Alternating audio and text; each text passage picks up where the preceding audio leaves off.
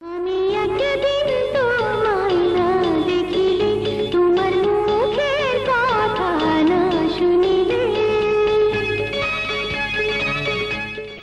সুলতানা দিতি, ভক্তরা যাকে চেনেন দিতি নামে। ৯০ দশকে বাংলা চলচ্চিত্রে সারা জাগানো নায়িকা ছিলেন তিনি।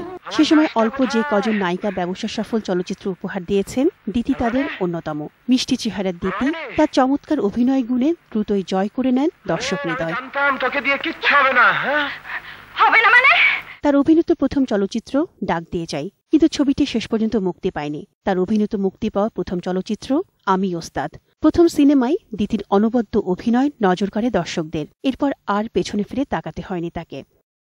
এরপর দর্শকদের বহু জনপ্রিয় চলচ্চিত্র উপহার দিয়েছেন ঢাকাই সিনেমার সোনালী যুগের এই নায়িকা। ৩০ বছরের অভিনয় জীবনে হীরামন, দুই জীবন, ৯ নম্বর বিপদ সংকেত, ওসিলা, শেষ উপহার সহ প্রায় ২০০ ছবিতে কাজ করেছেন। সুভাষ দত্ত পরিচালিত স্বামী স্ত্রী ছবিতে অভিনয় করে পান জাতীয় চলচ্চিত্র পুরস্কার।